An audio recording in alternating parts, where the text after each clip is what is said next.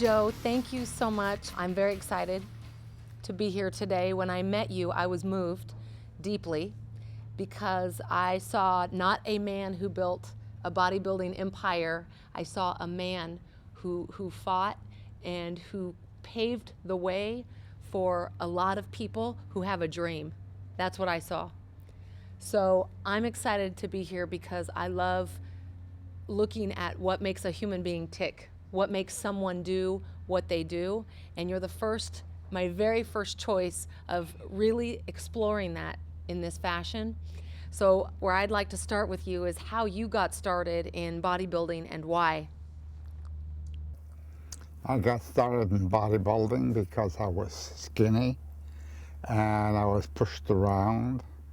I decided I got to put an end to this by observing one of the strength magazines. I saw a fellow with muscularity and all. I said, well, this is what I'm going to become. And I decided to train, work out, and that's it.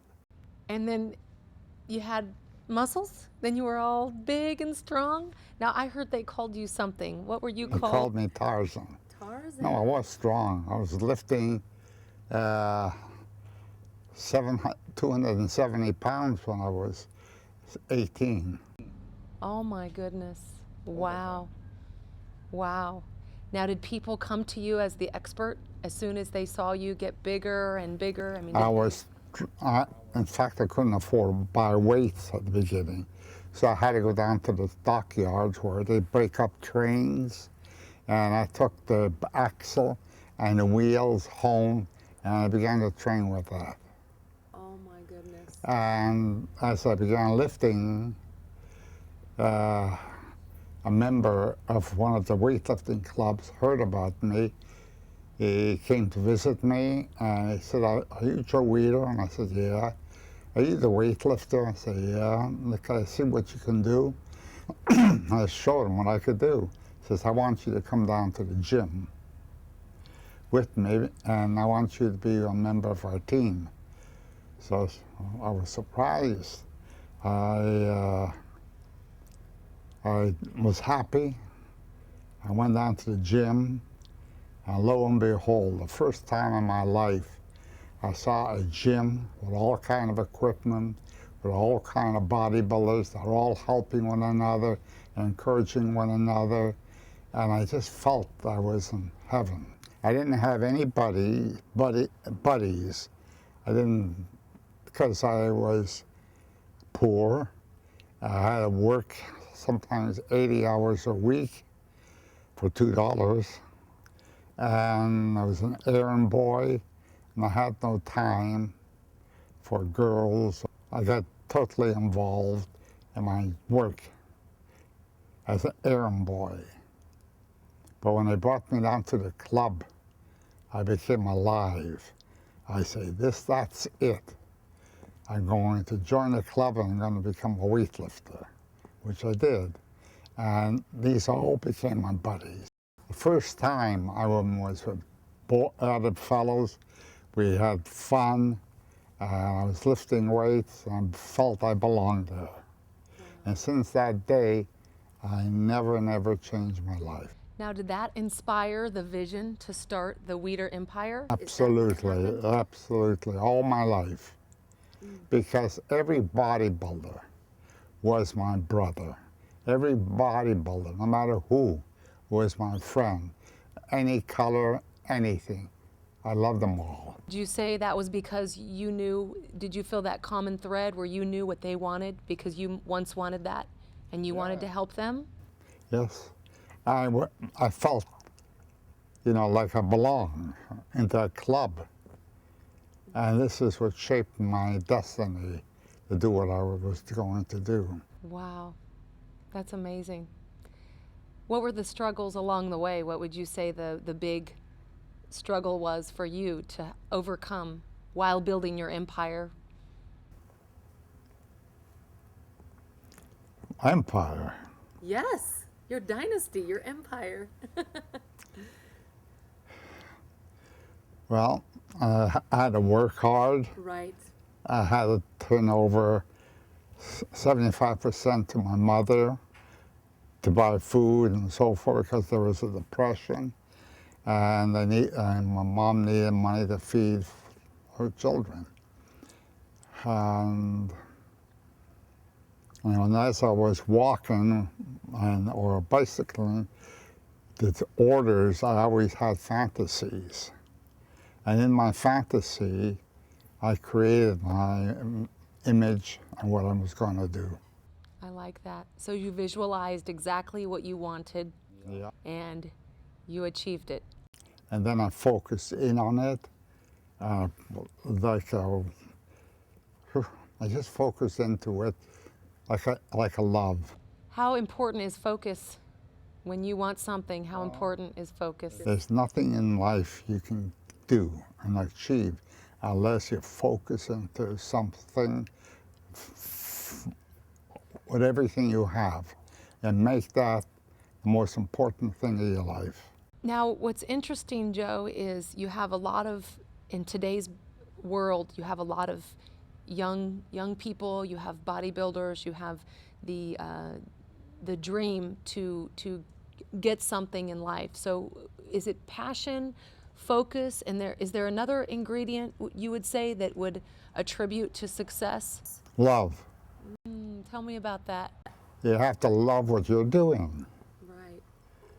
With your full heart. If you don't love what you're doing, you're not going to succeed. Right. See, a youngster needs an idea. He's going to be a doctor, a lawyer, or something. And if you don't have an idea and you don't work on it completely with total intensity and love, you're not going to achieve anything. I like that. Speaking of love, in your book, Brothers of Iron, there was a line, and when I first met you, I read this line. It was page 1, and it's the second to the last line of your book. And there was something that resonated for me, and that was what you've longed to achieve throughout your whole journey in your life, and that was in search of the approval and the love of your mother. And that is very special, because being a mother, that touched me in a big way, because in that line you made it so simple for me. And I know there are people watching that we're in pursuit of these goals and these dreams, and thinking that we're climbing this ladder of success. For parents out there, though, I mean, when they really stop and think about the love that they give their children, how important is that? Where is that balance? Well, it's not only love from parents that make you go. Right. It's love what you're doing and want to do. Yeah, my mother didn't think I would amount to anything.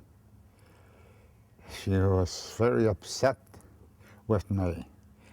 When she found out I was going to make weights and people are going to buy it and lift weights, my mother said, well, who was going to pay money to strain themselves lifting weights?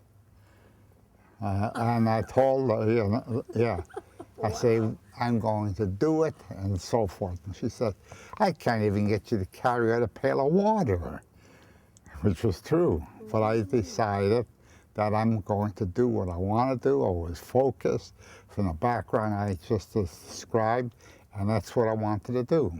Wow. Tell me about the Mr. Olympia and how that started, and tell me about that.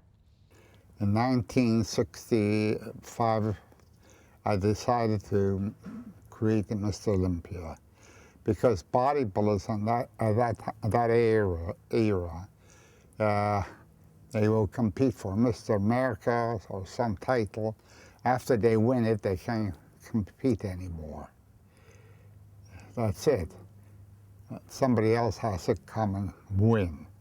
And I decided that wasn't fair because bodybuilders at the age of 20, 21, 22 were champs. And if they couldn't compete anymore, how would we know how big and how strong a person can be? Because when he matures, he really builds up his body. So I decided no classes, none of that stuff.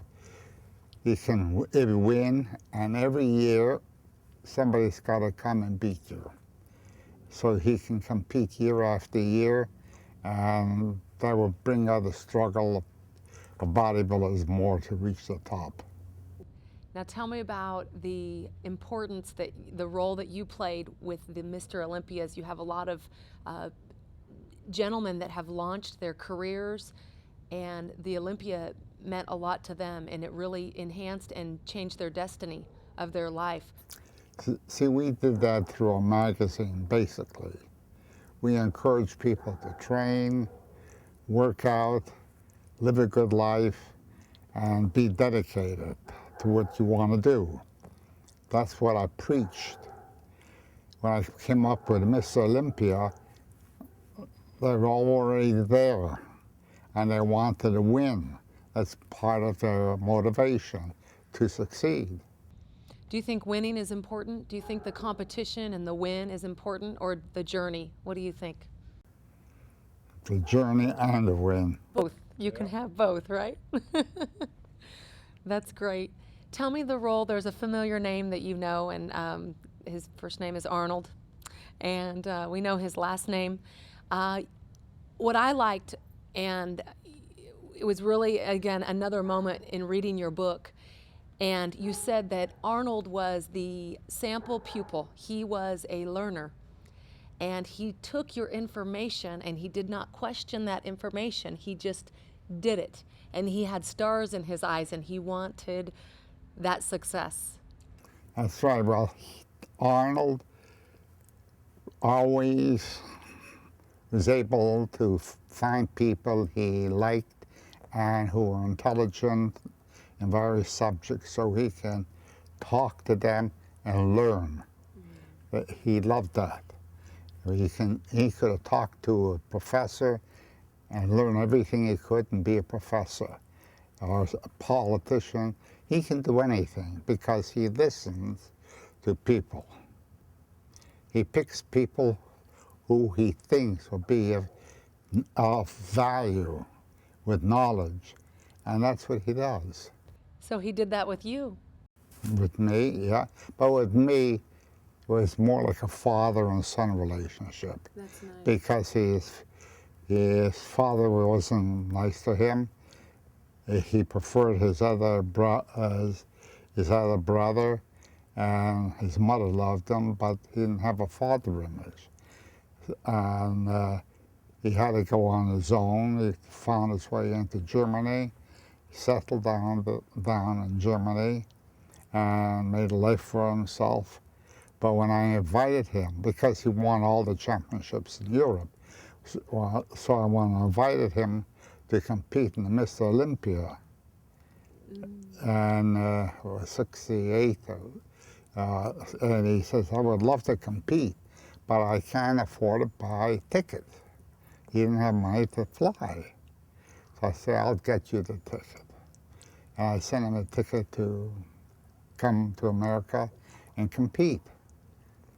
And during the competition, you know, usually bodybuilders would hate another guy coming in who was bigger than them and so forth, because it would take away the chances of winning. But to my surprise, they all loved him.